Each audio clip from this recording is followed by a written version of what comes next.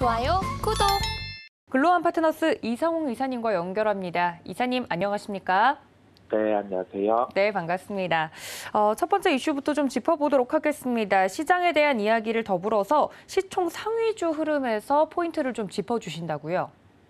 네, 전체적인 시장 흐름 안에서 시총 상위주를 먼저 보는 이유는 코스닥 시장보다 최근에 거래소 시장이 둘 다 하락을 함에도 불구하고 상대적으로 강한 흐름이 나타나고 있고요. 이 흐름상에서 시총 상위주 같은 경우에 업종 같은 경우도 차별화돼서 주가가 흘러가는 흐름이 있다 보니까 시가총액 상위주 흐름을 살펴보자는 말씀을 드리게 됐습니다. 그리고 시장이 만약에 여기에서 추가 하락한다고 하면은 반등이 나올 때 코스닥과 관련된 종목들보다는 우선 거래소와 관련된 시총 상위주들 먼저 반등이 나올 가능성이 높기 때문에 여기에 대해서 한 번 더 짚고 가는 거고요. 종합적으로는 현재 시장에서 강한 업종, 약한 업종을 추려놓을 필요가 있는 점, 그다음에 여기에 연결해서 시장이 조정 나왔을 때도 시총 상위주들을 먼저 살펴봐야 한다는 점을 매매와도 연결시켜서 생각할 필요가 있겠습니다. 네. 최근 삼성전자, SK하이닉스 같은 경우는 시장 대비해서 약세를 나타내는 흐름이 연속되고 있습니다. 이 두 종목 같은 경우에 반등이 약하면서 되려 반등이 약한 게 아니라 주가가 조정이 나오면서 거래소 기준에서도 지수가 한 2,400대까지 조정이 나온 상황이고요.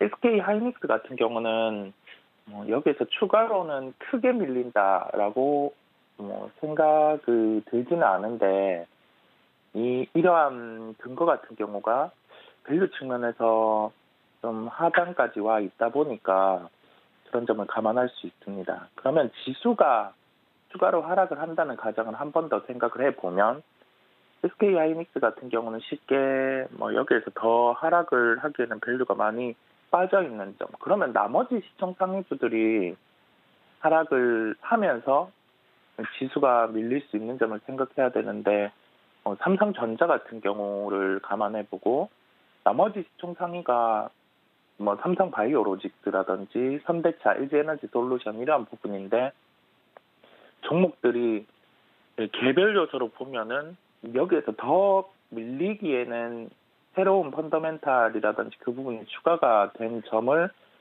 생각해 보면 지수 같은 경우가 큰 조정이 나올까라는 생각으로 대입을 해볼 수 있겠습니다. 즉 요약해서 말씀드리면 시가총액 상위주 같은 경우를 흐름에 대입해서 살펴볼 필요가 있는 게 외국인이 시장을 전반적으로 팔면은 조정이 추가로 나올 수 있겠지만은 개별적인 종목단으로, 즉 시총 상위의 개별적인 종목단으로 봤을 때는 IT 같은 경우도 지금 조정이 가지고 있는 밸류 대비해서 어느 정도 나와 있고 나머지 분들 같은 경우는 여기에서 큰 조정이 나오기에는 개별적인 요소로도 가능성이 낮기 때문에 지수 대응은 그러니까 조정이 여기에서 추가로 나온다. 막 2,300 후반, 2,300 중반까지 시장이 밀릴 때는 매도보다는 매수 대응을 열어두고 생각할 필요가 있는 점, 이 점을 통해서 종목까지 함께 연결해서 생각해 보겠습니다.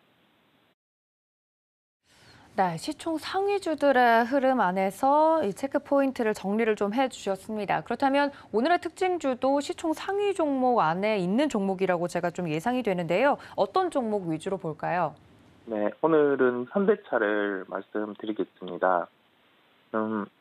시총 상위 대형주군이죠. 시총 10위권 내의 종목들 같은 경우에서 접근하기에는 자동차 같은 경우가 지금 타이밍에 또 적절하겠고요.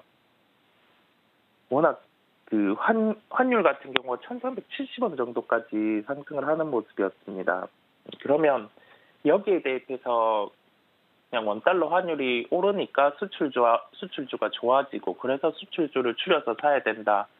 그러한 관점은 아니고 일반적으로 기본적인 체력, 즉 본업에 대해서 자동차주 같은 경우는 월별로 데이터를 체크할 수 있고 이 월별 데이터를 통해서 8월에 데이터 같은 경우가 또 올라오는 걸 볼 수 있었습니다. 그러면 뭐 9월, 10월 같은 경우도 역으로 꺾이지 않는 한 뭐 8월에 판매 같은 경우에 성장이 나타난다는 점을 감안해 봤을 때 2분기 실적 때 환율이 일부 플러스 됐지만 2분기 대비해서 지금 3분기 실적 구간에서는 더 플러스가 될 수 있는 점이 있거든요. 그렇다 보니 실적에 대한 기본 체력이 되면서 여기에서 환율 효과까지 함께 볼 수 있는 그러한 기업들 같은 경우 중에 하나가 현대차라고 말씀드릴 수 있겠습니다. 주가 같은 경우가 한 차례 조정이 나왔었어요. 이 한 차례 조정이라고 하면은 약간 추세가 바뀔 수 있는 주가 흐름이 나타났었는데 그 주가를 딛고 상승을 했습니다. 한 8월 29일 구간에 18만 6,500원대까지 하락을 했었고 8월 24일 구간은 18만 5,500원대까지 하락을 했었습니다. 미국의 전기차 보조금에서 현대차 그룹이 배제가 되면서 이러한 모습이 나타났었고요. 이 가격대를 좀 저가로 형성을 하고 반등이 나온 게 현대차 기준으로 국내 해외 증설 같은 경우를 스케줄을 앞당기는 흐름을 고려를 했고 실제 해외 증설 같은 경우는 시간을 앞당겨서 진행을 하기로 결정을 했습니다. 그리고 미국과 FTA가 맺어져 있는 캐나다의 광물 같은 경우를 도입하려고 하는 움직임을 보였고요.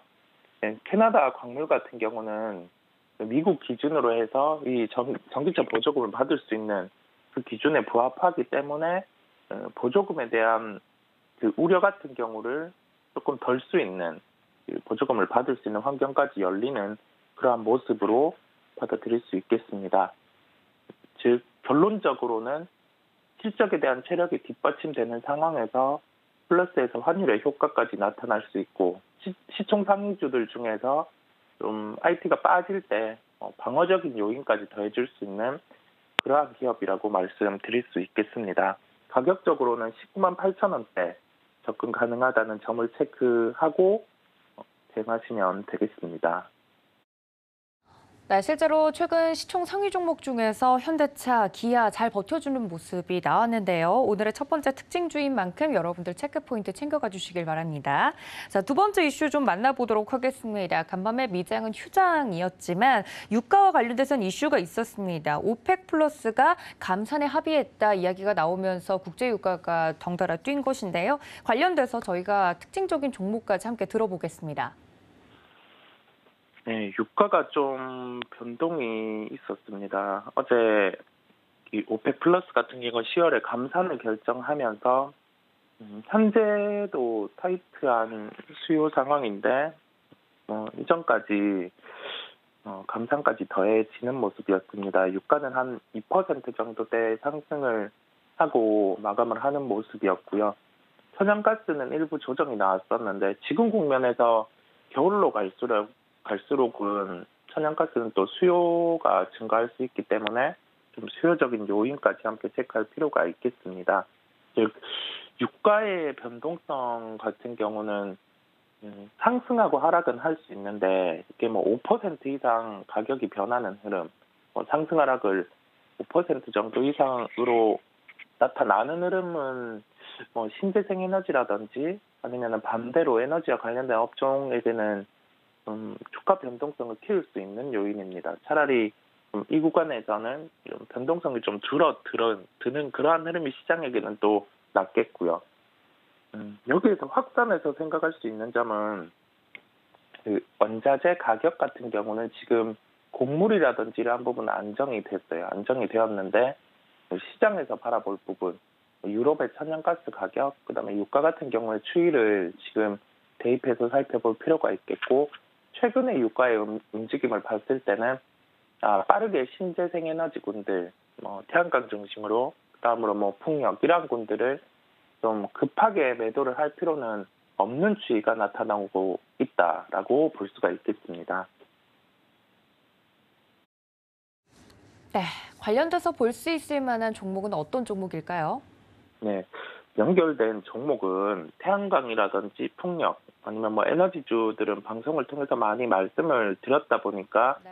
좀 개별적인 이 성격을 가진 종목을 말씀드리겠습니다. 종목은 빅솔론이라는 종목인데요. 그러니까 프린터 같은 경우 뭐 포스지 계산하고 나오는 포스지 이런 프린터 그리고 라벨 프린터 시장 우리가 산업에서 쓰이는 그 부분으로 볼 수 있겠죠. 이러한 시장에서 그 프린터 사업을 영위하는 기업입니다. 음, 많이 시장에서 다뤄지지는 않았어요. 근데 이러한 기업들 같은 경우 좀 소외되어 있는 상황에서 해당 사업에서 매출 같은 경우가 올라오는 게 확인이 되면 그때 시장에서 열광을 하기 시작하거든요. 근데 그 이전에 좀 단계적으로 시장 점유율을 늘려가는 상황에서 조금은 관심을 가지고 살펴봐야 되는 기업으로 보여서 말씀을 드리게 됐습니다. 기술적으로 조금 말씀드릴 부분이 6월에는 주가가 5,700원대 이 부분을 저점으로 형성을 하고 그 8월 19일 같은 경우 8,640원까지 한번 상승을 했었어요. 그리고 윗꼬리를 달면서 며칠 주가가 박스권의 흐름으로 나타나고 있는데 한 6,800원대에서 7,600원대 그 위 같은 경우는 워낙 윗꼬리를 달았다 보니 그 정도 흐름이 나타나고 있는데 조금은 가격을 낮게 접근하시는 분들 같은 경우는 박스권 하단 가격인 6,800원대에도 접근이 가능하겠고요. 1차적으로 보면 가격은 한 7,180원대 이 정도 구간에서는 좀 매매를 대입해보면 괜찮으실 겁니다. 그리고 그 현대차 같은 경우도 그렇고 빅솔론 같은 경우도 지금 두 종목은 현대차는 그 매수가의 10% 정도의 손절 라인을 지킬 필요가 있겠고 빅솔론 같은 경우는 매수가 기준으로 한 5% 정도의 손절 라인을 지킨다는 생각으로 두 종목을 대응하시면 되겠습니다. 좋아요, 구독!